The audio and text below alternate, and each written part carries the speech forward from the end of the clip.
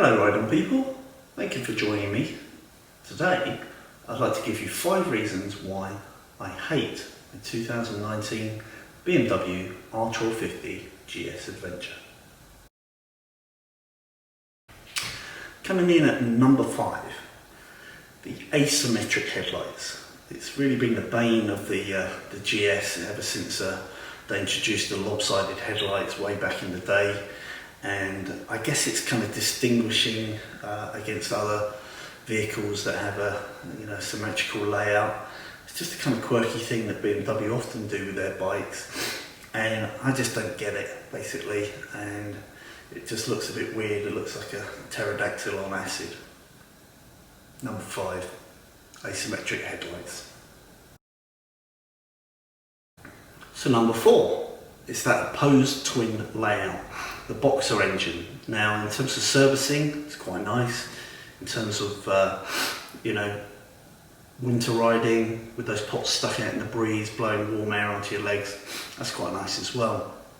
But what I don't like is the thought that if you happen to have an accident and like you hit, say, another vehicle, then they're leg breakers basically. They stick out right where your shin bone is, and it makes your legs very vulnerable. Now if you like wearing very thick, heavy, big motocross boots, which kind of suits the style of the bike, or you ride off-road a lot and you probably have those anyway, then all power to you. But if you live in a hot country like I do, and in the peak of summertime it can hit 90, 100 degrees, you don't want to be wearing something on your feet that weighs as much as a small child and has a thermal rating off the scale. So I'm always aware that my legs are a little bit vulnerable with the opposed twin boxer engine. That's number 4. Number 3, that exhaust system. That canister on the exhaust system is pig ugly. I mean, it just looks awful, I think. I don't know, it's I think it's well made. It looks like it's made to last, and it's not as pig ugly or as hideous as some exhaust systems on other machines. And I guess if it really bothers you, it's easily replaced, but at a cost. Obviously, to replace it with a half-decent end can is probably a thick end of $1,000, and when you've already spent the thick end of $30,000 on it, it might be deemed as not much more. But to me, after you outlaid a lot of money, you don't want to keep on outlaying serious amounts of money. So I just wish it was a little bit prettier. I actually think the sound is quite nice. It's not too loud, but it's raughty enough to let you know that you've got a big meaty twin engine beneath you. So that's my number 3, exhaust system. Number 2, it's a porker. It's weight.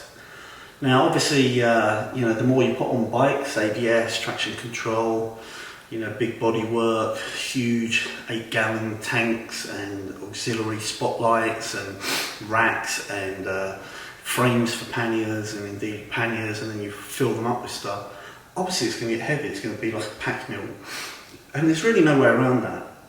There's massive benefits, of course, because on big real estate you get big comfort and you get plenty of places to strap your stuff, whether you're touring for the weekend on your own or you've got your wife on the back and you change your jackets and your panniers because the weather's unpredictable. So it's a compromise obviously, but there's no doubt about it. It's very well balanced bike, I will say that, particularly low speeds, but really at all speeds it really belies its weight. It's fantastic, but of course if you have to get off it and push it around your driveway or a gas forecourt, and then you've got to haul it up onto the centre stand for washing it and stuff, it's heavy, there's no denying it. And if you've ever ridden any of the 800s or 900s, 950s from Ducati and Triumph and now KTM, you'll know that those smaller bikes are far more agile and a lot more fun. But of course, they're not so comfortable over 300-mile days, and you can't usually carry as much equipment, and they're not so good two up. So you pay your money in, take the choice, but number 2 has to be weight. Number 1, it's that pigging screen. I like its shape, but it's not actually the screen, it's the adjuster. The adjuster is just ridiculous. For a start, they put it on the wrong side of the bike. They put it on the right hand side where your throttle hand is, and I guess they don't want you adjusting the screen on the move, which is just as well, because you can't. It's impossible. With the air pressure on it, it just doesn't want to move that thing. And the adjuster should clearly be on the left or in the centre, so that you can use it with your left hand. You don't have to put cruise control on to mess about with it. And you should be able to adjust it at all legal speeds, effortlessly. Now, I don't think Triumph's solution with the Tiger, putting a motor in on the bike and mounting that motor high up, is the right solution. Much as it's very nice and convenient to have an electric screen and infinite variable adjustment, I don't want extra weight, complexity, and that weight high up on the bike. I think the absolute right way to do it is the way that so Ducati have done it on the Multistrada, with a simple push-pull, simple squeeze and slide, and I think it's a very similar system on the Honda Adventures 1200 as well, and even on like the Tiger 800, it's not quite as good as the Ducati, I would say, but you just push it away, put it up, and then slide it down, pull it back. It's easy. It's not rocket science. You don't even need to copy somebody else's design. Making your own design would be very simple for an easy manual adjustment. Far better than the mess they currently have. And BMW, if you're watching this, shame on you. You need to sort that out.